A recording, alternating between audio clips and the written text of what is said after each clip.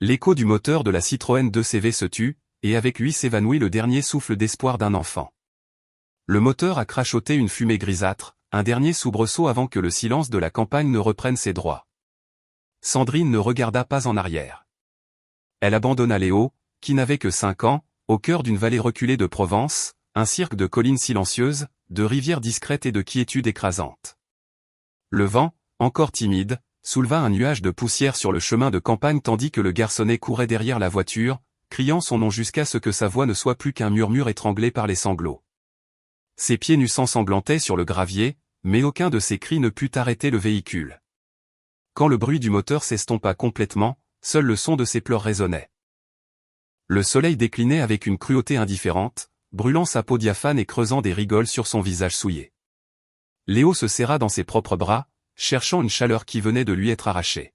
« Maman, pourquoi tu m'as laissé ?» chuchota Théil au ciel immense, songeant à sa véritable mère, celle qui lui avait appris à confectionner des tisanes à base de plantes, mais elle était partie, et l'homme qui avait pris sa place, son père, était mort sans avoir eu le temps de le protéger.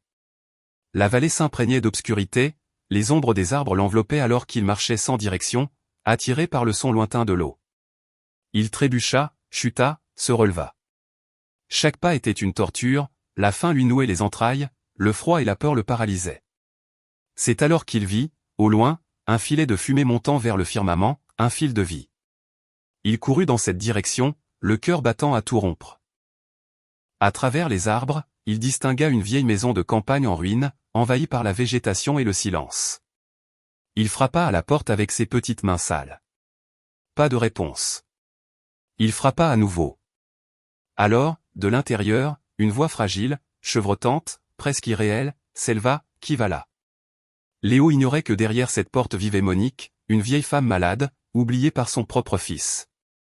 Cette nuit-là, le destin allait faire se rencontrer deux âmes brisées, et de leur souffrance naîtrait un amour d'une pureté divine. Dans une vallée secrète au cœur de la Provence, où les cours d'eau murmurent sur les galets et où les collines semblent vouloir toucher les nuages, un petit de 5 ans avance, ignorant que le sort lui réserve une seconde chance. Il s'appelle Léo, un enfant à l'âme meurtrie par la perte et l'abandon. Sa mère est décédée trop jeune. Son père a rejoint le repos éternel, et sa belle-mère, Sandrine, a choisi de se défaire de lui, le laissant seul face à un silence infini. Le récit que vous allez lire n'est pas une histoire de fortune ou de pouvoir. C'est une histoire de foi, d'amour et d'espérance, celle d'un enfant qui, bien que blessé et pieds nus, a su offrir sa tendresse à une personne qui avait perdu toute envie de vivre. Car au fond de cette vallée, parmi les arbres, les rivières et la solitude, Léo a découvert une vieille maison de campagne délabrée, et à l'intérieur, Monique, une vieille femme malade qui, elle aussi, avait été oubliée par son fils. Ce qui n'était au départ qu'une quête désespérée pour un abri est devenu un lien indéfectible. Léo, dans son innocence, a trouvé une raison de s'accrocher, et Monique, le cœur las, a compris que Dieu ne l'avait pas abandonné. Cette histoire vous touchera, vous fera croire et vous rappellera que les anges n'ont pas toujours des ailes. Parfois, ils marchent pieds nus, le visage sale et le regard plein d'amour. Abonnez-vous, aimez et dites-nous en commentaire de quel pays vous nous suivez, car ce que vous allez vivre n'est pas un simple conte, c'est la preuve que l'amour véritable peut refleurir, même sur des ruines. Le moteur de la Citroën 2CV s'arrêta, et l'écho de son bruit s'évanouit dans les collines. Puis le silence s'installa, un silence si total que même les oiseaux se turent. Sandrine ouvrit la portière sans se retourner. L'air embaumait la terre mouillée, les feuilles tombaient, l'adieu. Sors de là, Léo, lança-t-elle d'un ton sec, sans la moindre inflexion. L'enfant obéit, serrant un morceau de tissu élimé contre sa poitrine, le dernier souvenir de sa mère. Il avait 5 ans et était pieds nus. En posant le pied par terre, il sentit le froid de la vallée lui monter le long du corps comme une ombre. Le paysage était sans fin, des collines vertes, des arbres gigantesques, une rivière qui scintillait au loin tel un ruban d'argent. Le vent soufflait en rafale, soulevant ses cheveux blonds et éparpillant ses souvenirs. Sandrine referma la portière. Léo fit un pas dans sa direction, mais le moteur vrombit à nouveau. « Maman Sandrine, attends !» cria-t-il d'une voix brisée. Il se mit à courir derrière la voiture, trébuchant, les larmes aux yeux. La poussière forma un nuage qui engloutit sa petite silhouette. Pas un coup de frein, pas une réponse. La voiture disparut et l'enfant resta seul, le cœur battant si fort que c'en était douloureux. Le soleil était ardent sur sa peau pâle. Il chercha du regard un sentier, une ombre, une voix, mais il n'y avait rien, seulement le souffle de la vallée et le bourdonnement des insectes. La peur lui serra la poitrine, mais il ne pleura pas tout de suite. Il écouta d'abord. Il avait toujours pensé que sa mère pouvait l'entendre depuis le ciel, que les anges lui transmettaient ses mots. Il ferma les paupières. « Maman, tu me vois ? J'ai peur » chuchota Théil. Puis il pleura, doucement, sans bruit, comme pour ne pas déranger le monde. Il se souvint de sa maison, de l'odeur de la baguette, du rire de son père, de la voix douce qui le berçait avant de s'endormir. Tout avait disparu si vite. Sa mère était morte par un matin ensoleillé, laissant derrière elle un flacon de fleurs séchées et une promesse, tire des leçons des plantes, mon fils. Elles apaisent la douleur. Ensuite, son père, terrassé par le chagrin, était parti sans dire au revoir. À l'aube, son cœur avait cessé de battre alors que le soleil pointait à peine. À partir de ce jour, Sandrine avait changé. Sa voix, auparavant douce avec les autres, était devenue froide comme le marbre. Elle ne voulait pas de l'enfant, elle le supportait par obligation. Léo fit quelques pas en chancelant. Le sol était inégal, couvert de petites pierres qui lui entaillaient les pieds. Chaque pas était douloureux, mais la peur de rester immobile était encore plus grande. Au loin, un épervier fendit le ciel et son ombre glissa sur lui comme une bénédiction. Il s'arrêta un instant pour contempler les nuages. Ils ressemblaient à des montagnes de coton flottant sur un océan invisible. « Si Dieu m'entend, qu'il m'aide à trouver une maison, dit-il. » Il reprit sa marche. Le soleil commençait à décliner, et la vallée se parait d'or. Les arbres projetaient de longues ombres, et une odeur d'eau lui parvint de l'est. Le murmure de la rivière le guida. Il courut jusqu'à un ruisseau limpide. Il but l'eau fraîche à pleine main, elle lui glaça la gorge et lava son visage. Il sourit un bref instant, reconnaissant. Il vit son reflet, un enfant aux yeux verts, maculé de poussière et de larmes. « Je ne mourrai pas ici », se jura Théil. Il passa la nuit sous un arbre. Le ciel immense se piqueta d'étoiles. Le vent faisait bruire les branches comme une vieille mélodie. Léo ferma les yeux et parla à voix basse. « Veille sur moi, maman. Je serai courageux, je te le promets. » Le sommeil vint doucement, au son du chant des grillons et du murmure de l'eau. Au lever du jour, un brouillard enveloppait la vallée d'un voile blanc. L'enfant se leva, frissonnant. Son estomac criait famine. Il regarda autour de lui et remarqua quelque chose d'inhabituel. Une colonne de fumée s'élevait entre les arbres, fine et droite, comme une respiration du ciel. Il se frotta les yeux et sourit.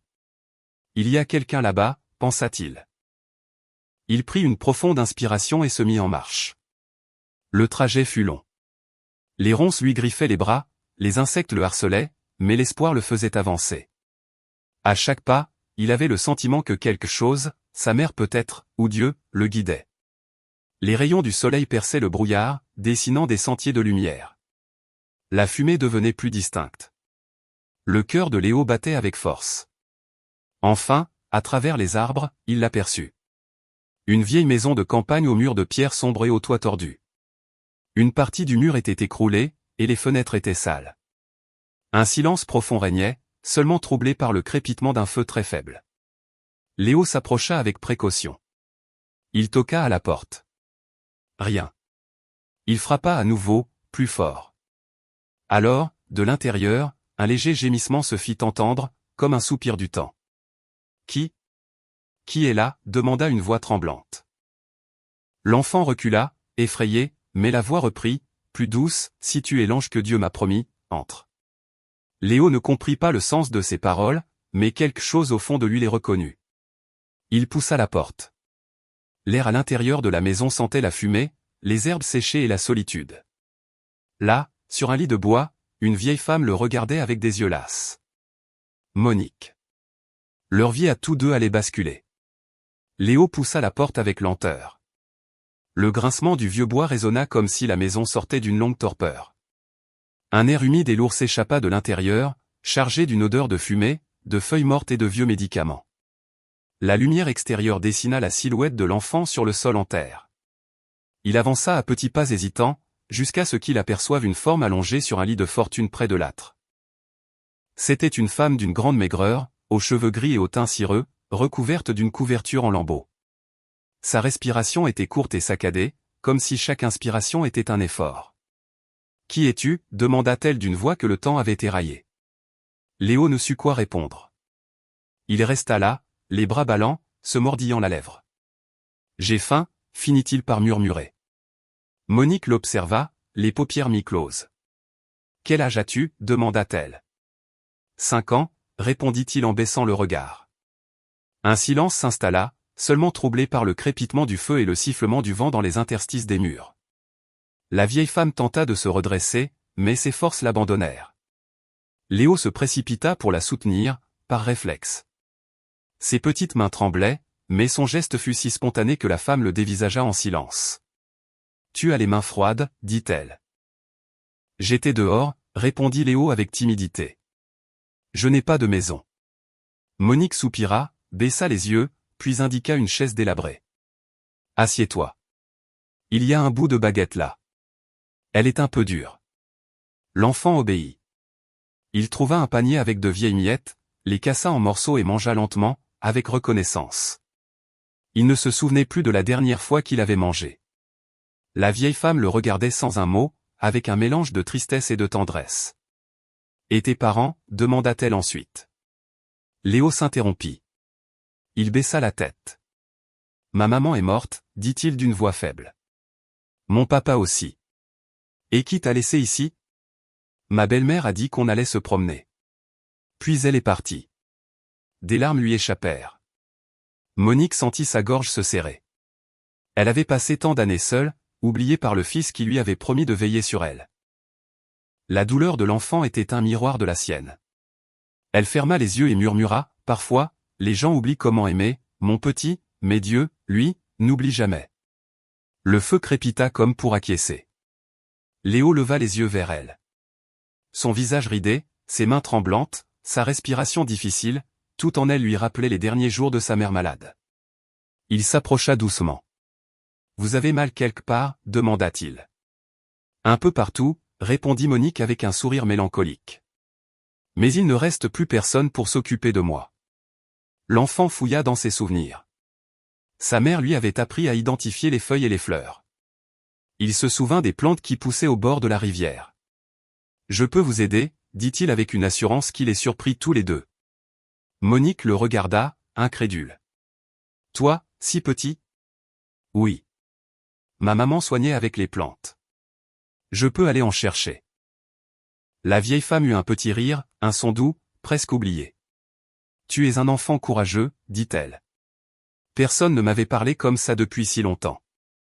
Léo se leva. « Je vais à la rivière. Je reviens tout de suite. » Il ramassa une vieille boîte de conserve par terre et courut vers la porte. Monique voulut l'arrêter, mais une quinte de Toul l'en empêcha. Elle le vit s'éloigner entre les arbres et, pour la première fois depuis des années, elle eut peur de se retrouver seule à nouveau. L'enfant dévala la colline en courant, trouva le ruisseau, s'agenouilla et remplit la boîte d'eau fraîche. Puis il chercha les herbes que sa mère lui avait montrées. Du romarin, du thym, des feuilles tendres d'un vert clair. Il les cueillit avec soin.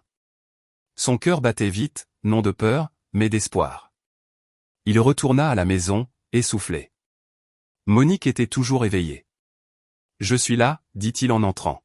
« Ça va vous faire du bien. » L'enfant posa les herbes sur une pierre et les écrasa avec une autre, imitant les gestes de sa mère. Puis il les mit dans un bol d'eau chaude et attendit. L'arôme se répandit dans la pièce. « Buvez un peu » lui demanda-t-il. « C'est bon pour la douleur. » Monique prit le bol avec des mains tremblantes, but lentement, regardant l'enfant les yeux humides. « Personne n'avait rien fait pour moi depuis des années » murmura-t-elle. Léo sourit. « Ma maman disait qu'aider, c'est prier avec ses mains. » La vieille femme le regarda, touchée par la simplicité de ses mots.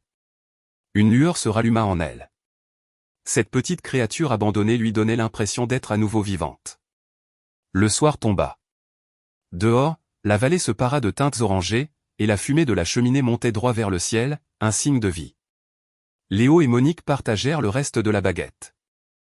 Puis il se blottit près du feu sous la vieille couverture qu'elle lui avait donnée.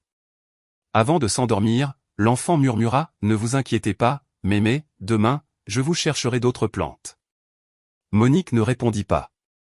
Elle le regarda dormir et une larme coula sur sa joue. « Merci, mon Dieu, murmura-t-elle. Je croyais mourir seule, mais tu m'as envoyé un ange aux pieds nus. » Le vent souffla doucement contre les murs, comme si la vallée approuvait cette rencontre. Dehors, entre les collines, la lune se leva, lente et brillante, veillant sur la petite maison où deux âmes oubliées commençaient à se soigner mutuellement. Le jour se leva, baigné d'un air vif, et la fumée de la cheminée dessinait des arabesques sur le toit de la maison de campagne. Léo se réveilla aux premières lueurs, le corps raide mais le cœur rempli d'une nouvelle mission. Il se leva sans un bruit, encore enveloppé dans la couverture que Monique lui avait offerte la veille. Dehors, la vallée était noyée dans la brume et la rosée perlait sur les feuilles comme de petites larmes célestes. Il se rendit à la rivière avec la même vieille boîte de conserve. L'eau était glaciale, mais il la tint fermement, la remplissant à ras-bord. Son reflet dansait à la surface, celui d'un petit garçon aux grands yeux cernés, mais dont la tendresse défiait l'abandon. Sur le chemin du retour, il pensa à sa mère. Il se rappela sa voix douce. « Ne cesse jamais de faire le bien, même si personne ne te voit. » Léo sourit. Peut-être que sa mère le regardait depuis une étoile. Monique dormait encore à son retour. Elle toussait par moments, d'une voix si faible qu'on l'entendait à peine. L'enfant posa l'eau près du feu et commença à mettre de l'ordre. Il empila le bois, nettoya le sol en terre, balaya avec une branche. Chaque petit geste redonnait un peu de vie à l'endroit. Quand Monique ouvrit les yeux, elle découvrit un intérieur différent, plus clair, plus chaleureux, plus vivant. « Que fais-tu, mon petit ?» demanda-t-elle d'une voix enrouée. « Je fais un peu de ménage », répondit-il en haussant les épaules. La vieille femme le contempla longuement. Elle ne se souvenait pas de la dernière fois où quelqu'un s'était affairé dans cette maison sans rien attendre en retour. « Tu es comme les enfants d'autrefois », murmura-t-elle, ce qui aidait spontanément. Léo esquissa un sourire.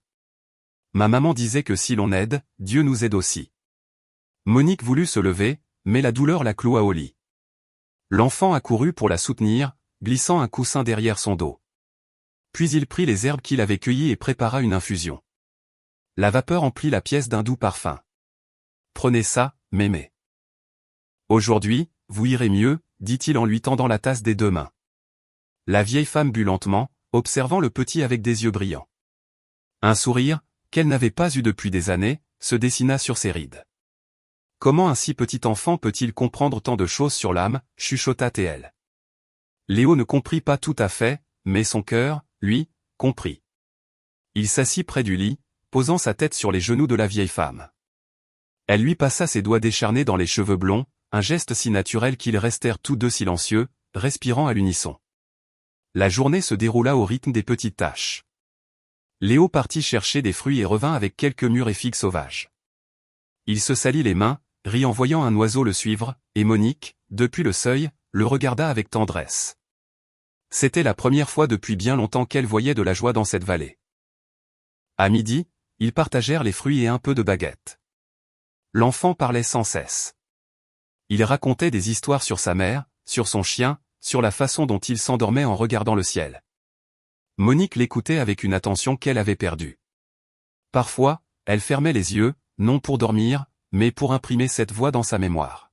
« Et vous, mémé ?» demanda-t-il soudain. « Où est votre fils ?» Monique baissa le regard. « Mon fils, » dit-elle lentement. « Il est parti à la ville. Il a promis de revenir, mais il ne l'a jamais fait. Il m'a peut-être oublié. » « Je ne crois pas qu'il vous ait oublié, » répondit Léo avec innocence. « Parfois, les gens mettent du temps à revenir, mais ils reviennent toujours. » La vieille femme voulut y croire. Dans ses paroles, elle trouva quelque chose qui transcendait la raison, quelque chose qui relevait de la foi. Cet enfant parlait comme s'il était né avec le don de consoler. Elle lui prit la main et la serra fort.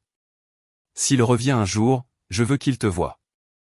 Je veux qu'il sache qu'un enfant seul est venu m'apprendre à ne pas renoncer. » L'après-midi, le vent se leva. Les branches fouettaient le toit et le ciel se chargea de nuages. Léo alluma le feu, imitant les gestes de son père. Du bois sec, des étincelles, de la patience. Quand la flamme prit, il regarda Monique et sourit. « Vous voyez ? Ce qui est cassé ne s'éteint pas forcément. » Elle l'observa et, un instant, crut revoir son propre fils, petit, lui rapportant des fleurs des champs. C'est Dieu qui t'a mis sur ma route, dit-elle d'une voix assurée. Je n'en doute plus. Ce soir-là, ils mangèrent le peu qu'il restait.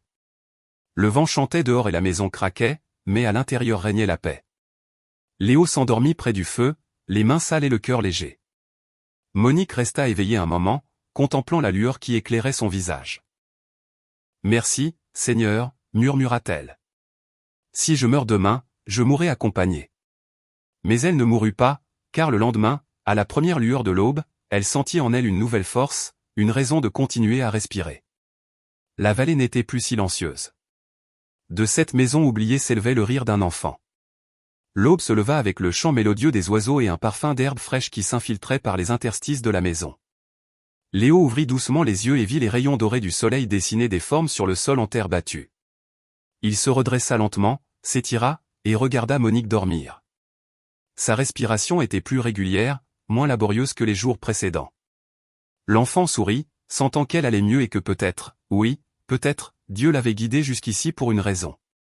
Il sortit dans la vallée. L'air vif lui pinça les joues, mais la beauté du paysage lui fit oublier sa faim. La rivière chantait à proximité et les arbres projetaient de longues ombres sur l'herbe couverte de rosée.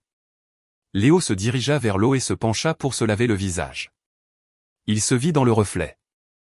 Ses cheveux blonds étaient pleins de feuilles et ses yeux verts, bien que cernés, brillaient d'une nouvelle détermination. Aujourd'hui, Mémé va sourire, se dit-il. Il cueillit des branches sèches, des fleurs et des feuilles. Il se rappelait chaque parole de sa mère lorsqu'elle préparait des tisanes à base de plantes. Les plantes te parlent si tu sais les écouter. Il trouva de la lavande, du thym et des racines à l'odeur de menthe. Il les enfouit précieusement dans sa chemise et retourna à la maison. Monique était réveillée, assise sur son lit, le regard tourné vers la fenêtre. « Tu es matinale, dit-elle d'une voix douce. Je suis allée chercher des herbes, Mémé. Aujourd'hui, je vais te préparer quelque chose pour que tu ne tousses plus. » Elle le regarda, étonnée. « Tu es si petit et tu parles comme un vieil homme. » « C'est ma maman qui m'a appris, » répondit Léo en souriant et en disposant les plantes sur une vieille table. Elle disait que la terre a des remèdes pour tout, sauf pour le manque d'amour. Monique ferma les yeux. Cette phrase la toucha comme une vérité longtemps oubliée. L'enfant se mit à piler les feuilles avec une pierre et les mélangea à de l'eau chaude. Un parfum frais emplit l'air. Tandis qu'il s'affairait, la vieille femme le regardait avec tendresse. Ce n'était pas seulement un enfant, c'était une petite flamme de vie, un ange déguisé en abandonné. « Viens, bois ça, dit-il en lui tendant un bol. Monique but une gorgée et soupira. « Ça a le goût de l'espoir, murmura-t-elle. « C'est ce que c'est, répondit Léo. De l'espoir à la lavande. » Ils rirent tous les deux. Pour la première fois, la maison résonna de quelque chose d'autre que la douleur ou le silence, elle résonna de joie. Plus tard, Léo sortit chercher des fruits. Il trouva quelques mûres et figues sauvages. Il revint en courant, les mains pleines, et les déposa sur une vieille assiette. « Regarde, Mémé, un petit déjeuner de roi. »« Et moi qui n'ai pas de couronne, » plaisanta Théel. « Je vais t'en fabriquer une. » L'enfant prit quelques branches et des fleurs séchées, les tressa et les posa délicatement sur la tête de la vieille femme. « Voilà, votre majesté. » Monique rit si fort qu'elle en eut mal aux joues. « Personne ne m'avait fait me sentir importante depuis des années, » dit-elle, la voix nouée par l'émotion. « Tu n'es plus seul maintenant, » répondit-il.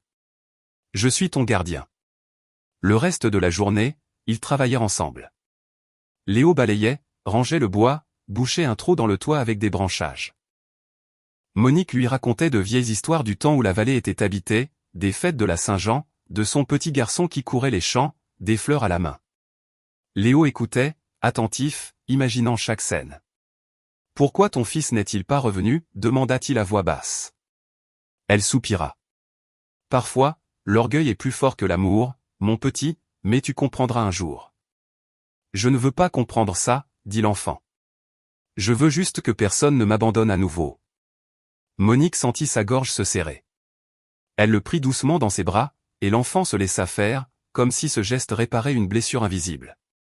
Dehors, le vent soufflait doucement, et la vallée semblait être le témoin de leur promesse silencieuse. Au crépuscule, le ciel se para d'orange et de violet. Léo prépara une autre tisane et alluma le feu. Monique se reposait, le regard perdu dans les flammes. Mémé, je peux te poser une question, dit-il. Bien sûr, mon petit. Tu crois que ma maman me voit depuis le ciel? Elle sourit. Elle ne fait pas que te voir, mon amour, elle te guide. C'est peut-être elle qui t'a conduit jusqu'à moi. L'enfant resta silencieux. Des larmes perlèrent à ses yeux, mais ce n'étaient pas des larmes de tristesse. Il ressentit une paix nouvelle, comme s'il comprenait enfin qu'il n'était pas seul. La nuit tomba. Le feu éclairait leur visage. Monique prit la main de l'enfant. Quand tu es arrivé, je pensais que tu venais me dire adieu à la vie, mais je comprends maintenant que tu es venu me rappeler comment vivre. Et toi, tu m'as appris qu'une maison, ce n'est pas un endroit, c'est quelqu'un qui t'attend, répondit Léo. Le vent cessa de souffler. Seul le feu continuait de parler. Monique ferma les yeux en souriant. Léo l'observa et une idée lui vint. Demain, il irait plus loin, chercher du miel et de nouvelles fleurs pour ses tisanes. Il voulait la voir guérie, forte, heureuse. Et tandis que l'enfant rêvait de soigner, la vallée tout entière sembla s'endormir, gardant en son sein la promesse d'un amour qui avait rené de ses cendres. L'aube se leva, baignée d'un air doux au parfum d'herbe humide. La lumière du soleil filtrait à travers les fentes du toit, projetant des éclats dorés sur le sol de la maison de campagne. Léo se réveilla avant Monique, se leva sans bruit, alimenta le feu et sortit pieds nus dans la vallée. L'herbe mouillée lui caressait les chevilles et la rosée brillait comme de petits diamants. Il se dirigea vers la rivière, se lava le visage et contempla son reflet. Ses yeux verts étaient toujours fatigués, mais une nouvelle flamme y brillait, une force qu'il n'avait plus ressentie depuis la mort de sa mère. Aujourd'hui, Mémé va sourire, murmura-t-il en cueillant des fleurs jaunes. Il revint avec une brassée de pétales et les déposa sur la table. Monique l'observait depuis son lit. « Qu'est-ce que tu nous ramènes là, mon petit ?» demanda-t-elle avec un léger sourire. « Des fleurs. Ça sent bon et ça éloigne les cauchemars. » La vieille femme caressa délicatement les fleurs. « Personne ne m'avait rien offert depuis si longtemps, dit-elle. Alors je t'offrirai quelque chose tous les jours, répondit Léo en haussant les épaules. Le parfum emplit la pièce, se mêlant à l'odeur du feu de bois. Léo prépara une infusion d'herbe tandis que Monique le regardait s'affairer avec une énergie infatigable. L'enfant lui tendit la tasse. « Buvez doucement, Mémé, ça vous fera du bien. » Monique but une gorgée et ferma les yeux. « Ça a le goût de l'espoir, » murmura-t-elle. « C'est ce que c'est, » répondit-il, « de l'espoir à la lavande. » Ils rirent tous les deux. Leur rire fut si sincère que la vallée tout entière sembla y faire écho. Léo continua son ménage, balayant le sol avec une branche, rangeant le peu qu'il possédait. La maison, autrefois sombre et triste, commençait à ressembler à un foyer. « Tu es un petit miracle, » dit Monique en le regardant avec tendresse. « Non, Mémé, c'est vous le miracle. Je suis seulement venu prendre soin de vous. » La journée s'écoula paisiblement. L'enfant sortit dans la nature et revint avec des mûres et figues sauvages. Il coupa quelques branches, consolida le toit, puis aida la vieille femme à s'asseoir près du feu. Monique respirait mieux, et ses joues avaient retrouvé des couleurs. Chaque geste de l'enfant était une prière. « Tu sais, » dit-elle en le regardant travailler, « quand tu es arrivé, je pensais que la mort t'envoyait, mais je sais maintenant que c'est la vie. » Léo la regarda, sans bien comprendre. « La vie t'a amené pour que je me souvienne de ce qu'est l'amour, » ajouta-t-elle. L'enfant s'approcha, prit sa main et la serra entre les siennes. « Moi aussi, j'ai appris avec vous. Je n'ai plus peur. » Le vent souffla doucement, faisant onduler les vieux rideaux. Dehors, le ciel se couvrit de nuages. Soudain, un coup de tonnerre déchira le silence, suivi d'un éclair. La vallée tout entière frémit. Monique sursauta. « N'ayez pas peur, » dit Léo. « Je vais boucher les fentes. » Il courut chercher des chiffons, les fourra dans les fissures et maintint la porte fermée. L'orage éclata avec violence. La pluie martelait le toit et la flamme de l'âtre vacillait. Monique priait, la voix tremblante. Léo s'approcha et la prit dans ses bras. « Tranquille, Mémé, ça va passer. » Au bruit du tonnerre succéda le son régulier de la pluie. À l'intérieur de la maison, le feu reprit de la vigueur. La vieille femme caressa les cheveux de l'enfant. « Tu es plus courageux que bien des hommes, » murmura-t-elle. « Mon papa disait que la peur recule quand on protège quelqu'un, » répondit Léo en fixant les flammes. Quand l'orage cessa, toute la vallée sentait la terre fraîche. Monique se leva et prit quelques écheveaux de vieille laine. « Qu'est-ce que tu fais » demanda l'enfant. « Une écharpe pour toi. L'hiver arrive. Mais vous en avez plus besoin que moi. » Elle sourit. « Ton affection suffit à me réchauffer. » Léo l'aida à tenir le fil, la regarda tricoter avec patience, et dans ses mains ridées, il décela une beauté que le temps n'avait pas altérée. Quand elle eut terminé, elle lui noua l'écharpe autour du cou. « Regarde-toi, mon petit. On dirait un petit ange. »« Vraiment » demanda-t-il en riant. « Vraiment » répondit-elle en l'embrassant sur le front. Ce soir-là, ils mangèrent un peu de baguettes et de fruits. L'enfant parlait et riait, et Monique l'écoutait comme si chaque mot était un baume. « Parle-moi de ta maman » demanda-t-elle. Léo la regarda avec douceur. Elle était bonne. Elle m'a appris à parler aux fleurs, à soigner avec les feuilles et à ne pas avoir peur de la vie. Alors elle vit en toi, dit la vieille femme. Le feu crépitait, et la lumière dansait sur leur visage. Dehors, la lune se reflétait dans la rivière. Léo s'allongea près du feu, sous la couverture qu'elle lui avait tissée. « Mémé, dit-il, à moitié endormi, tu crois que ma maman me voit du ciel ?» Monique lui caressa les cheveux. « Elle ne fait pas que te voir, mon petit, elle te guide. C'est peut-être elle qui t'a conduit jusqu'à moi. » L'enfant soupira.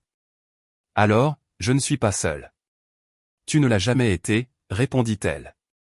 Le silence se fit, empreint de paix. La vieille femme observa le petit endormi et pensa à son fils lointain. Peut-être que le destin lui avait donné cet enfant pour apaiser sa culpabilité. Elle se pencha et l'embrassa sur le front. « Merci, mon Dieu, murmura-t-elle. Merci pour ce petit cœur venu à mon secours. » Dehors, la vallée respirait paisiblement, les étoiles scintillaient au-dessus des collines, et le vent, en passant, semblait bénir cette maison où deux âmes brisées avaient trouvé le plus puissant des remèdes, l'amour. Le jour se leva, gris. Un vent glacial descendait des collines, charriant la poussière et l'odeur des feuilles mortes. Léo ouvrit les yeux, frappé par un silence inhabituel. Monique ne toussait pas, ne bougeait pas ses mains vers le feu. Elle était immobile, si immobile que l'enfant sentit son estomac se nouer. Il se précipita vers elle, la toucha avec douceur et constata que sa peau était plus froide que d'habitude. « Mémé » murmura-t-il, tremblant. Monique ouvrit lentement les yeux, un effort visiblement pénible.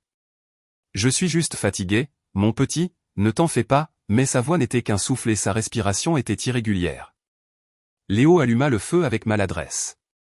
Son esprit d'enfant cherchait un moyen de la réchauffer, de lui redonner cette force qui semblait la quitter. Il mit de l'eau à chauffer et prépara les herbes que sa mère lui avait appris à utiliser contre la fièvre. L'odeur de menthe et de lavande se mêla à la peur ambiante. Monique l'observait avec une tendresse déchirante. « Ne t'inquiète pas, mon amour » chuchota-t-elle. « Peut-être que Dieu m'appelle. »« Ne dites pas ça » s'écria Léo, les yeux pleins de larmes. « Vous n'allez pas partir. Je vais vous soigner. » L'enfant prit sa main et la serra fort. La vieille femme esquissa un faible sourire. « Tu es comme ta mère, tu crois que l'amour peut tout. »« C'est parce qu'il le peut, » répondit Léo en essuyant ses larmes avec sa manche. « Je vais le prouver. » La journée s'écoula, longue et nuageuse. Léo ne la quitta pas d'une semelle. Il lui humectait les lèvres avec de l'eau, lui appliquait des compresses froides sur le front, lui parlait à voix basse pour la rassurer. Intérieurement, il priait à sa manière, « Mon Dieu, ne me la prenez pas. J'ai déjà perdu ma maman. Ne me prenez pas ma mémé aussi. » À la tombée de la nuit, l'état de Monique s'aggrava. Elle toussait violemment, sa poitrine émettant un râle à chaque respiration. Léo courut vers la porte et sortit sous la bruine qui commençait à tomber. « Je vais chercher d'autres herbes, mémé. » Ne vous endormez pas, le vent le giflait, mais il continua. Il se souvint des paroles de sa mère. La vie laisse toujours des indices. Il regarda autour de lui. À travers le brouillard, un rayon de lumière perçait le ciel, éclairant une colline voisine. Léo courut dans cette direction. Chaque pas était une souffrance pour ses pieds nus, mais il ne s'arrêta pas. Entre les rochers, il trouva des plantes inconnues, aux feuilles rondes et à l'odeur puissante. Celle-là devrait faire l'affaire, pensa-t-il. Il les arracha avec soin, les mit dans sa chemise et revint en courant, le cœur battant au rythme de son espoir. En entrant dans la maison, il trouva Monique toujours éveillée, mais son regard semblait perdu dans le vague. « Je suis de retour, mémé. Regardez, j'ai trouvé de nouvelles plantes. Vous allez voir, ça va marcher. » Elle essaya de parler, mais ses lèvres bougèrent à peine. « Si je ne m'en sors pas, promets-moi quelque chose, mon petit. Ne dites pas ça. Promets-moi que tu continueras à aider ceux qui en ont besoin, que tu ne laisseras pas la douleur te rendre dure. » Léo hocha la tête, les larmes dévalant ses joues. « Je vous le promets, mais vous n'allez pas partir maintenant. » L'enfant mit les herbes dans de l'eau chaude, les écrasa avec soin, prépara une tisane amère et l'approcha de ses lèvres. Monique but une gorgée, toussa, puis le regarda avec des yeux pleins d'amour. « Merci, mon petit. Si c'est un rêve, je ne veux pas me réveiller. » Léo posa son front contre le sien. « Ce n'est pas un rêve, c'est ma promesse. » La nuit tomba. Dehors, la pluie continuait de tomber, et à l'intérieur, le feu se consumait lentement. Léo ne dormit pas. Il passa des heures à veiller sur Monique, changeant les compresses, priant avec ses propres mots. « Dieu, si tu m'entends, fais qu'elle se réveille. Prends-moi à sa place, s'il le faut, mais pas elle. » Quand la fatigue l'emporta, il ferma les yeux quelques instants. Il rêva alors. Dans son rêve, sa mère apparaissait, marchant au bord de la rivière, au milieu des fleurs. Elle avait son sourire habituel et lui disait « N'aie pas peur, mon fils. Toute fin n'est pas triste. Parfois, l'amour doit prouver sa force. » Il se réveilla en sursaut. Il se précipita vers Monique et constata qu'elle respirait plus calmement. Son visage était moite, mais ses joues avaient repris des couleurs. La fièvre était tombée. Léo tomba à genoux, pleurant de soulagement. « Merci, maman, » murmura-t-il en regardant le ciel. « Merci de m'avoir aidé. » Monique ouvrit les yeux et le regarda. « Tu pleures, mon petit ?» De joie. « Vous allez vous rétablir ?» Elle lui caressa le visage du bout des doigts. « Tu es un enfant miraculeux. »« Non, mémé, je tiens juste ma promesse. » La pluie cessa et un rayon de lune pénétra par la fenêtre. Léo resta près d'elle, lui chantant une douce mélodie de son enfance. Monique s'endormit peu à peu, un sourire aux lèvres. Cette nuit-là, la vallée sembla retenir son souffle pour les protéger. Les étoiles brillaient d'un éclat particulier, et l'enfant, les yeux encore humides, comprit que la foi ne résidait pas dans les miracles, mais dans l'amour qui ne renonce jamais. L'aube se leva, claire, après plusieurs jours de pluie. L'air sentait la terre propre et les feuilles nouvelles. Léo ouvrit les yeux avec le sentiment que le monde avait changé. Le feu brûlait toujours dans l'âtré, à côté, Monique dormait paisiblement, sa respiration régulière, une couleur saine sur les joues. L'enfant s'approcha doucement, toucha sa main et sentit le pouls, vif et fort, battre sous sa peau. Il sourit. Sa promesse avait été tenue. « Merci, Dieu, » murmura-t-il d'une voix tremblante, « merci de ne pas l'avoir reprise. » Il sortit dans la vallée. Le soleil commençait à peine à se lever, colorant le ciel d'orange. Chaque arbre semblait plus vert, chaque pierre plus éclatante. Léo marcha jusqu'à la rivière et s'agenouilla sur la rive. L'eau reflétait son visage, mais un instant, il crut y voir un autre, celui de sa mère, souriant. Il ferma les yeux et parla à voix basse. « Maman, j'ai réussi. Elle est vivante. Je n'ai pas eu peur, comme tu me l'as appris. » Le vent souffla, faisant bruire les feuilles, et l'enfant sentit cette brise comme une caresse. Il resta un moment à contempler le ciel, les mains jointes, priant sans mots. Il ne connaissait pas de longues prières, mais son cœur parlait pour lui. À son retour, Monique était réveillée. « Où étais-tu, mon petit ? » « J'étais parti dire merci. »« À qui ? » ?»« À Dieu. »« Et à ma maman ?» sourit-il avec innocence. « Je crois qu'ils écoutent tous les deux. » La vieille femme rit, et sa voix emplit la maison de vie. « Tu as une belle âme, Léo. Parfois, je me dis que les anges ont fait une erreur en te laissant ici. » Ce n'était pas une erreur, mémé, c'était un cadeau. Monique voulut se lever, mais ses jambes étaient encore faibles. Léo l'aida à s'installer près de la fenêtre. De là, on voyait la vallée baignée de lumière. Les fleurs sauvages repoussaient. Les oiseaux revenaient. C'était comme si la nature entière célébrait la foi du petit garçon. « Regarde, mémé, la vallée est différente, dit-il. On dirait que le ciel nous a entendus.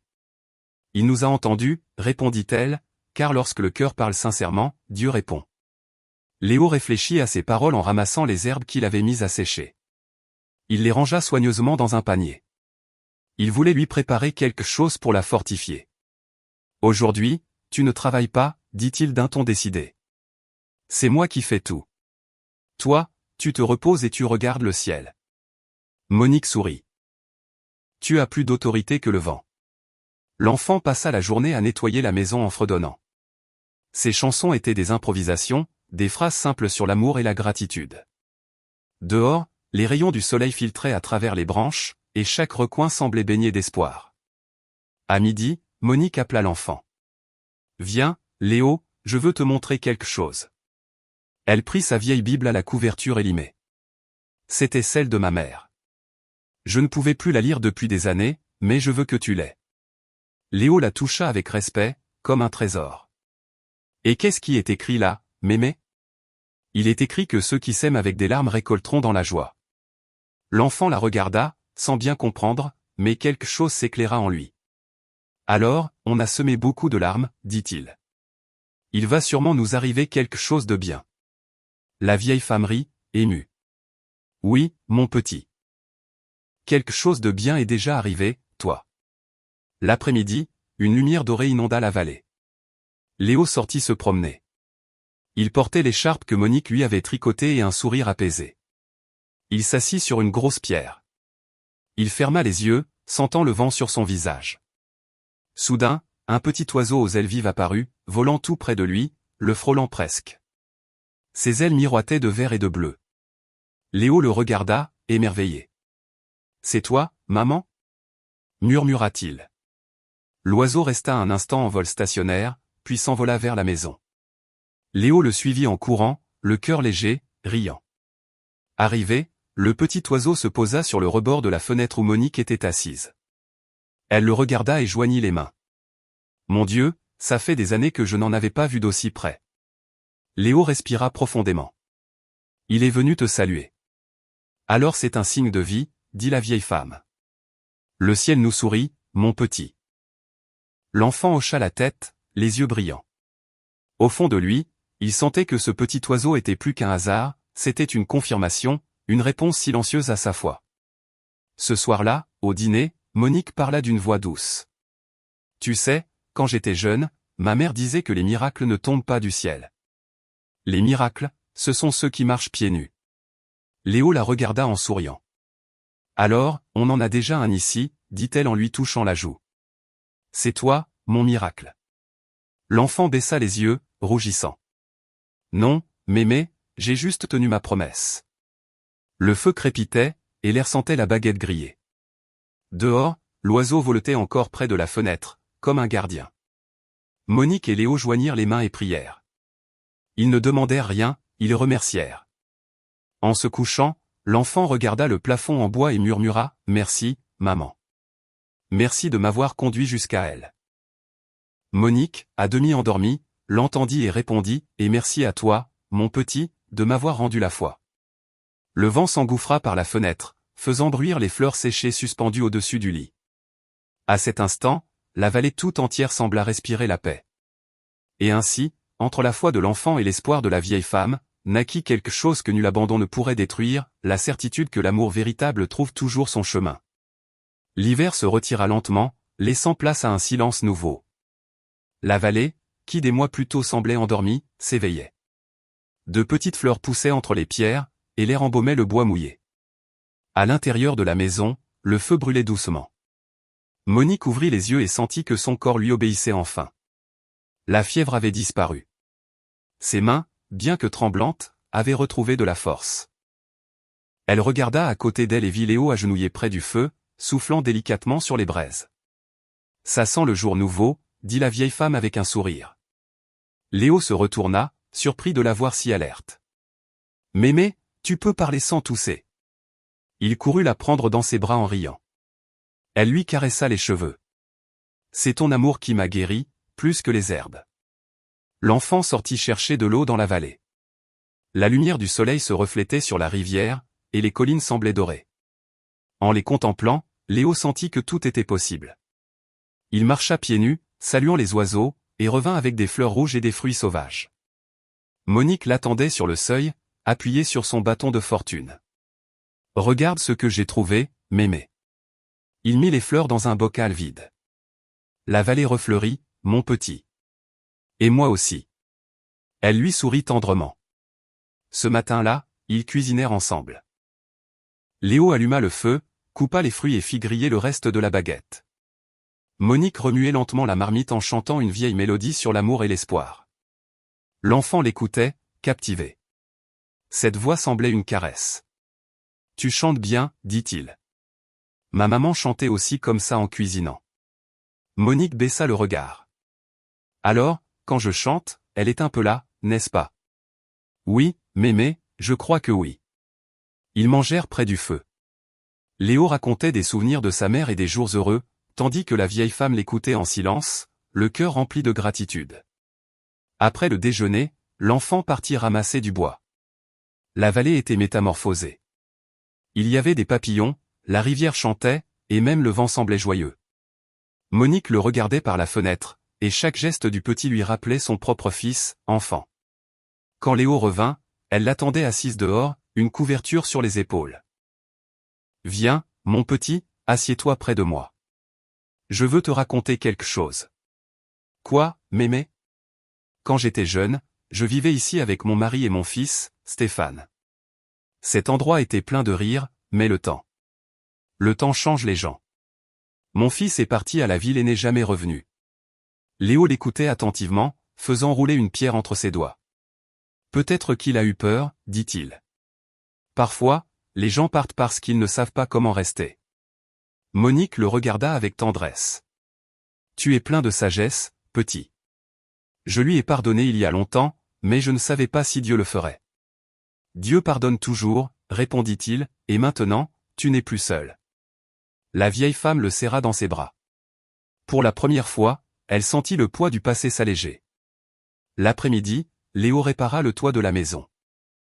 Il grimpa avec agilité, disposant des branches et des feuilles sèches pour combler les trous. Monique l'observait avec fierté. « On dirait un petit homme, lui dit-elle. »« Je suis ton assistant, répondit-il en riant. »« Tu es bien plus que ça, Léo.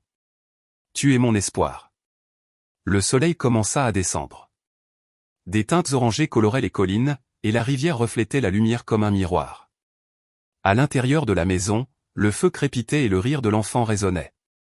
Monique prépara une tisane tandis qu'il rangeait les herbes. « Tu ne tousses presque plus, mémé. C'est parce que la vie est revenue. C'est toi qui l'as ramenée. » Léo s'approcha et ajusta l'écharpe qu'elle lui avait tricotée. « Maintenant que tu vas mieux, on doit planter plus de fleurs et s'occuper de la rivière. »« Oui, mon petit. On va faire revivre cette vallée. » Ce soir-là, ils dînèrent en silence. La paix était si intense que les mots étaient inutiles. Dehors, la lune se mirait dans l'eau et les grillons chantaient. Monique repensa à tout ce qu'elle avait traversé, la maladie, la solitude, la peur. Tout semblait si loin, comme un mauvais rêve. « Tu sais, mon petit, dit-elle soudain, quand tu es arrivé, je pensais que tu venais me dire adieu, mais je comprends maintenant que tu es venu me réveiller. » Alors, on s'est réveillés ensemble, répondit Léo. Le feu éclairait leur visage. Elle prit la main de l'enfant. « Tu es la plus grande bénédiction que Dieu m'ait envoyée. Et toi, tu es ma maman de cœur. » L'enfant la serra fort dans ses bras. Le silence revint, mais il n'était plus vide, il était plein d'amour. Avant de dormir, Léo sortit contempler le ciel. Les étoiles brillaient d'un éclat exceptionnel. Il ferma les yeux et murmura « Merci, maman, de m'avoir guidé jusqu'ici. Elle va bien, et moi aussi. » Le vent souffla doucement, agitant les branches. Léo sentit une réponse venue d'en haut, une voix sans son, une présence réconfortante. Il sourit, rentra dans la maison et se coucha près de Monique. Elle dormait paisiblement, sa respiration lente. L'enfant resta éveillé un moment, écoutant son souffle. Tout dans la vallée semblait béni. La rivière, les fleurs, la lumière étaient passées de la souffrance à la sérénité, de la solitude à l'amour. Léo ferma les yeux, convaincu que les miracles ne tombent pas toujours du ciel. Parfois, ils naissent d'une étreinte, d'une promesse tenue, d'un cœur qui refuse d'abandonner. Le soleil se leva, baignant la vallée d'une lumière différente, plus dorée, plus chaude. Monique s'occupait du feu tandis que Léo cueillait des fruits au bord de la rivière. La vallée était pleine de vie, des papillons, des oiseaux, et le chant de l'eau. Chaque jour était une grâce, et tous deux en avaient conscience. L'enfant revint avec un panier de mûres et de fleurs. « Regarde, mémé, le petit déjeuner des courageux. » Monique rit.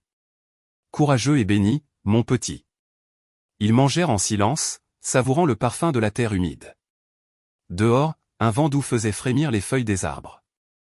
Léo parlait de planter un jardin, de construire une clôture pour les animaux de la forêt, de peindre la maison. Monique l'écoutait, heureuse de le voir rêver.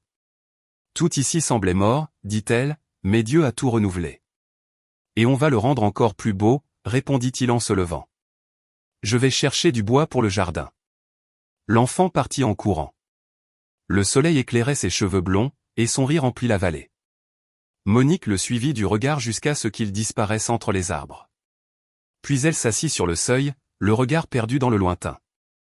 Une vieille sensation, une inquiétude qu'elle ne s'expliquait pas, lui serra le cœur. Au loin, un point sombre avançait sur le chemin. Une silhouette solitaire, marchant lentement, la tête baissée. Le cœur de la vieille femme s'accéléra. Elle prit son bâton et se leva avec peine. L'homme approchait. Il avait le visage couvert de poussière, une barbe de plusieurs jours et des yeux lasses, chargés de culpabilité. « Maman » dit-il en s'arrêtant devant la porte. Monique sentit le temps se figer. « Stéphane » sa voix trembla comme une feuille. « C'est moi, mère. » L'homme tomba à genoux. « J'ai mis trop de temps. » La vieille femme tremblait. Les larmes coulaient sur ses joues, incontrôlables. « Je croyais que tu ne reviendrais jamais. J'avais honte. Je me suis égaré, mère, mais je n'ai jamais cessé de penser à toi. Chaque nuit, je te demandais pardon, sans avoir le courage de venir. » Monique le toucha avec des mains hésitantes, pour s'assurer qu'il était bien là. « Mon fils, murmura-t-elle. Mon enfant est de retour. » Léo revint à ce moment précis, les bras chargés de branches. Il s'arrêta, observant la scène. L'homme à genoux pleurait devant la vieille femme. « Mémé, qui est-ce » demanda-t-il. Monique se tourna vers lui, un sourire perçant à travers ses larmes. « C'est mon fils, Léo, celui qui est parti il y a si longtemps. » Stéphane le dévisagea, surpris. « Et toi, qui es-tu, petit ?»« Je suis Léo. Je vis avec Monique. Je m'occupe d'elle. Elle m'a sauvé quand je n'avais plus personne. » L'homme déglutit difficilement. Ses yeux s'embuèrent. « Alors, tu as fait ce que j'aurais dû faire. » Léo baissa les yeux, sans bien comprendre. « Ce n'est pas grave, tu es là maintenant. » Monique s'assit et prit leurs deux mains. « Dieu est sage, dit-elle. Il m'a repris un fil pour un temps, mais il m'en a donné un autre pour m'apprendre à attendre. » Le silence s'installa dans la maison. Stéphane regardait l'enfant et sentait une étreinte dans sa poitrine. Il voyait en lui la pureté qu'il avait perdue, la foi qu'il avait oubliée. « Pardonne-moi, maman, dit-il d'une voix brisée. Je ne mérite pas ton pardon. Si, tu le mérites. Tous les enfants le méritent quand ils reviennent le cœur sincère. » L'homme se pencha et la serra fort contre lui. Léo les regardait en souriant. Il sentait que ce moment était un autre miracle de la vallée. Les heures s'écoulèrent. Ils partagèrent de la baguette et du miel. Stéphane raconta ses années en ville, le travail incessant pour essayer d'oublier sa faute, jusqu'à ce qu'une nuit, il rêve de la voix de sa mère l'appelant. Alors il avait tout quitté et était revenu sur ses pas. « Quand j'ai vu la fumée de la cheminée, j'ai su que tu étais encore en vie, dit-il. Et moi, j'ai su que je ne mourrais pas seul, répondit Monique. À la tombée de la nuit, Stéphane et Léo sortirent ramasser du bois. L'enfant parlait sans cesse, lui décrivant les herbes, les remèdes et les fleurs de la vallée. L'homme l'écoutait avec tendresse. « Tu es un bon garçon, dit-il. Ma mère a de la chance de t'avoir. Et toi aussi, répondit Léo, parce qu'elle est vivante. » Stéphane le regarda, frappé par sa sagesse. Il comprit à cet instant que ce petit était un don, non pas un remplaçant, mais un pont vers sa propre rédemption. À leur retour, Monique préparait le dîner. Ils mangèrent tous les trois ensemble à la lueur du feu. Dehors, la nuit tombait doucement, et la lune éclairait la vallée. Tu sais, mon fils, dit la vieille femme, cet endroit m'a appris que la vie offre toujours une seconde chance. Stéphane lui prit la main. Et toi, tu m'as appris que l'amour ne se perd pas, il ne s'éteint que si l'on cesse de le chercher. Léo les regardait avec un sourire paisible. Alors, plus personne n'est seul maintenant, dit-il. On est une famille, c'est ça? Monique le serra dans ses bras. Oui, mon petit, on est une famille.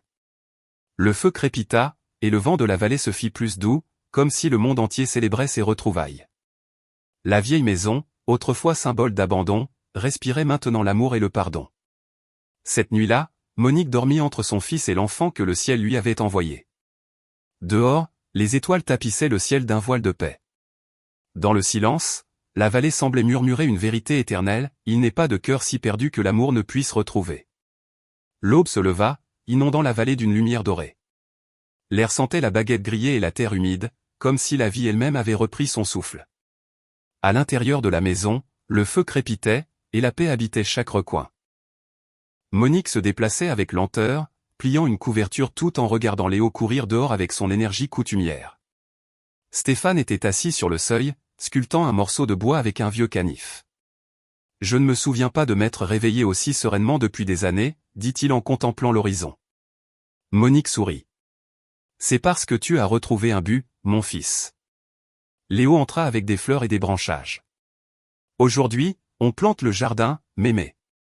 Ils sortirent tous les trois. Le soleil était déjà haut entre les arbres et baignait la vallée d'une lumière nouvelle. Léo creusait de petits trous avec ses mains. Stéphane retournait la terre avec vigueur, et Monique déposait les graines avec la délicatesse de celle qui connaît les cycles de la vie. Pendant qu'il travaillait, l'enfant parlait sans cesse. Ici, on mettra des fleurs jaunes, là, des violettes, et là-bas, celles qui soignent la fièvre. Stéphane l'observa en souriant. Tu es comme ta mère, tu sais? Elle aussi, elle parlait aux plantes comme à des amis. Léo leva les yeux. Ma maman disait que les fleurs écoutent quand on leur parle avec amour. Monique resta silencieuse, touchée par l'innocence de cette voix. Le vent souffla doucement, faisant frémir les feuilles. Le jardin prenait vie avant même d'avoir fleuri. À midi, ils se reposèrent au bord de la rivière. Le bruit de l'eau se mêlait au chant des oiseaux. Stéphane enleva ses chaussures et trempa ses pieds dans l'eau fraîche. Léo l'imita et éclata de rire. « Elle est glacée !» s'écria-t-il. « C'est comme ça qu'on réveille l'âme », plaisanta Stéphane. Monique les regardait depuis la rive, riant d'un bonheur qu'elle croyait à jamais perdu. Ils mangèrent de la baguette, des fruits et du miel. Stéphane raconta la ville, le bruit, la solitude, la précipitation. Léo l'écoutait, les yeux écarquillés. « Je ne veux pas vivre en ville, dit-il. Il n'y a pas d'étoiles là-bas. » Et sans étoiles, on oublie de lever les yeux au ciel, répondit l'homme en soupirant. Quand ils retournèrent à la maison, l'air sentait le feu de bois et les fleurs. Stéphane répara la porte pendant que Monique préparait une soupe. Léo accrochait au mur des dessins au fusain. Des portraits maladroits, mais pleins de tendresse. Un soleil souriant, 3 silhouettes se tenant la main, une rivière et un cœur rouge au-dessus. « C'est notre famille », expliqua l'enfant. Monique le serra dans ses bras. Je n'aurais jamais cru réentendre ce mot sans douleur. Stéphane s'approcha et caressa la tête du petit. Moi non plus, mère, mais cet endroit m'a appris qu'il est toujours temps de tout recommencer. La fin de l'après-midi s'étira. Ils s'assirent tous les trois devant le feu. Dehors, la vallée respirait le calme. Stéphane prit la vieille Bible et lut, celui qui était perdu a été retrouvé, et il y eut de la joie dans la maison. Sa voix se brisa. Pendant des années, j'ai cru que je ne méritais pas de revenir, dit-il, mais Dieu m'a ramené, et vous m'avez appris que l'amour ne se mérite pas, il se cultive. Monique hocha la tête, les larmes aux yeux. J'ai appris, moi aussi. L'amour ne meurt pas quand quelqu'un s'en va, il s'endort, jusqu'à ce que quelqu'un le réveille. Et c'est toi qui l'as réveillé, mémé, ajouta Léo en la serrant dans ses bras. Le feu illumina leur visage. Stéphane regarda l'enfant et songea à la façon dont ce petit avait changé leur destin. Sans lui, sa mère serait morte seule. Sans sa mère, cet enfant aurait disparu dans le silence de la vallée. Ils s'étaient sauvés les uns les autres, sans le savoir. Plus tard, ils sortirent dans le jardin fraîchement semé. La lune le baignait d'une lumière argentée. Les graines n'avaient pas encore germé, mais l'air était chargé d'espoir. On dirait un coin de paradis, dit Léo. C'est notre paradis, répondit Monique, fait de mains fatiguées, mais d'une foi renouvelée. Stéphane sourit en regardant la vallée. Je promets de ne plus jamais partir. L'enfant leva les yeux vers les étoiles. Ma maman disait que quand on promet pour de vrai, le ciel écoute. Monique prit leurs mains. Alors que le ciel soit témoin. Nous sommes désormais une famille. Le vent souffla fort, faisant bruire les jeunes pousses du jardin. Ce fut comme une réponse divine. Léo rit et Monique le serra fort contre elle. Stéphane les rejoignit, les enveloppant de ses bras. Le feu derrière eux continuait de brûler, et la vallée tout entière semblait battre au même rythme que leur cœur. Cette nuit-là, avant de s'endormir, Monique pria. Merci, Seigneur, pour l'enfant que tu m'as donné quand je n'espérais plus rien, et pour le fils que tu m'as rendu quand je l'avais perdu. Léo, à moitié endormi, murmura « Merci, maman du ciel, de m'avoir amené ici. » Stéphane écouta en silence et sourit. Il posa sa tête sur le sol, sentant la chaleur du foyer. Dehors, la pleine lune éclairait la maison, symbole d'une histoire commencée dans l'abandon et achevée dans la rédemption. La vallée tout entière devint le témoin silencieux de ce miracle quotidien. 3 âmes blessées qui s'étaient trouvées pour se guérir. Plus un mot ne fut nécessaire, seulement le chant de la rivière, le feu et les étoiles. Ainsi, dans cette maison oubliée entre les collines, où l'amour était rené de rien, se clôt l'histoire de Léo, Monique et Stéphane. 3 cœurs qui apprirent que la foi la plus pure ne se prie pas, elle se prouve par l'amour. La vallée s'éveilla dans le silence, baignée d'une lumière dorée qui semblait éternelle. À l'intérieur de la maison, le feu se consumait doucement, laissant une odeur de bois et de paix. Sur la table, 3 tasses vides témoignaient de ceux qui, sans le savoir, avaient écrit une histoire d'amour, de pardon et de foi. Monique dormait sur sa chaise, un sourire paisible aux lèvres. Stéphane travaillait la terre dehors, et Léo courait entre les fleurs, riant comme si le monde recommençait chaque jour. Il ne restait rien de l'abandon ni de la peur. La douleur s'était muée en racines, et la solitude en compagnie. Dieu, dans son mystère, avait entrelacé leur chemin de fils invisibles. Un enfant perdu, une vieille femme oubliée, un fils repenti. 3 destins réunis pour guérir. Désormais, la vieille maison était plus que du bois et de la pierre. C'était un havre pour les âmes, un témoignage vivant que l'espoir fleurit toujours là où il y a de l'amour. Si cette histoire a touché votre cœur, laissez un j'aime et écrivez en commentaire de quel pays ou de quelle ville vous nous regardez. Et n'oubliez pas, on ne sait jamais quand un geste de bonté peut changer la vie de quelqu'un, ou sauver la sienne.